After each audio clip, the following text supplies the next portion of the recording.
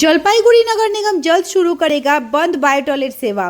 कई सालों से शहर के कई बायो टॉयलेट बंद पड़े हैं, जिससे आम लोगों और बाहर से आने वालों को भारी परेशानी हो रही है। नगर निगम की चेयरपर्सन पापिया पाल ने बताया कि जिम्मेदार एजेंसी की लापरवाही के कारण टॉयलेट बंद थे। अब उन्हें फिर से बुलाया गया है और जल्द ही सभी बायो टॉयलेट को चालू कर दिया जाएगा। পড়ে আছে অনেক টাকা খরচা করে বানানো হয়েছিল, কিন্তু এখন দেখুন, আমরা বিভিন্ন সময় এগুলো যারা কাজ নিয়ে বসেছিল তাদেরকে আমরা অলরেডি চিঠি করে পাঠিয়েছি যে এই বায়ো টয়লেটগুলো যারা কাজ নিয়েছে তাদেরকে দেখা করতে বলেছি। অতি সত্বর আমরা সমস্ত বায়ো টয়লেট কিন্তু খুলে দেব এবং আগামী দিনেও আমাদের 21টি কমিউনিটি টয়লেট শহরের বিভিন্ন জায়গায় হতে চলেছে এবং প্রত্যেক কয়টি আমরা ওপেন করব এবং প্রয়োজনে পদক্ষেপ নেব এবং মানুষের পথ চলতি মানুষের যাতে কোনো রকম অসুবিধা না হয় সেই দিকে জলপাইগুড়ি পুরসভা অবশ্যই পাশে থাকবে। সুবিধা হবে দাদা, এই যে বায়ো টয়লেট বন্ধ আছে তো এখন পুরসভা কি বলবেন? চালু হলে সুবিধা, সবারই সুবিধা হবে। মানে আপনারা তো এক স্থান থেকে এক স্থানে আসেন। হ্যাঁ, সেক্ষেত্রে অনেকক্ষণ তো বিভিন্ন জায়গায়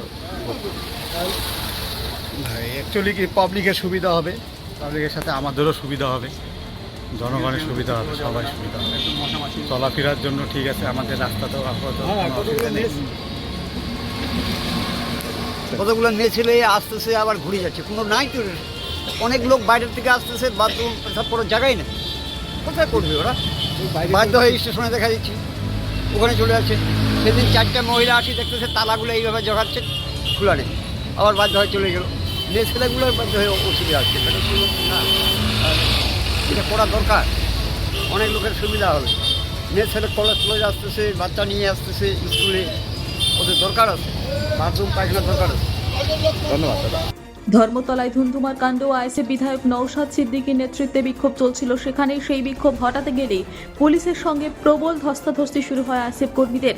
তাদের সরিয়ে দেওয়ার চেষ্টা করেন পুলিশ আধিকারিকরা। শুধু আইএসএফ কর্মী নন, পাশাপাশি বিধায়কের সঙ্গেও ব্যাপক তর্কে জড়ায় পুলিশ। চলছে ব্যাপক ধরপাকড়। ইতিমধ্যে আটক হয়েছেন নওশাদ, তাকে তোলা হয়েছে প্রিজন ভ্যানে। বুধবার নওশাদ সিদ্দিকীর নেতৃত্বে আইএসএফ সংশোধিত ওয়াকফ আইন এসআইআরের প্রতিবাদে পথে নামেন। তবে পুলিশের দাবি এই মিছিলের অনুমতি তাদের কাছে নেয়নি আইএসএফ। এরপর মিছিল ধর্মতলার মেইন রোডের কাছে আসতেই শুরু পুলিশের সঙ্গে তরফে মিছিল সরাতে বলা হয়, তবে তাতে রাজি হননি নওশাদ। পুলিশ আটকেই ব্যাপক ধরপাকড় শুরু করে। তারপর আইএসএফ কর্মীরা ওয়াই চ্যানেলে বসে পড়ে ধর্নায়।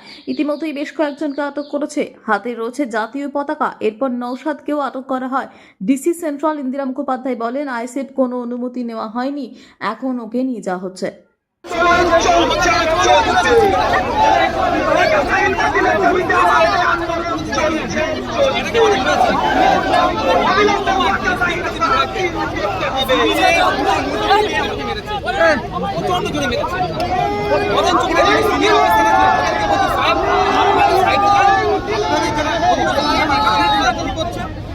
চোট হয়ে যেতে পারে, তাদের সম্মান রাখতে, তার পরিবর্তে কি আমি পেলাম পুলিশি বাধা কেন? নওশাদ কথা বলছিলাম, আপনি কি ভিডিও করছেন?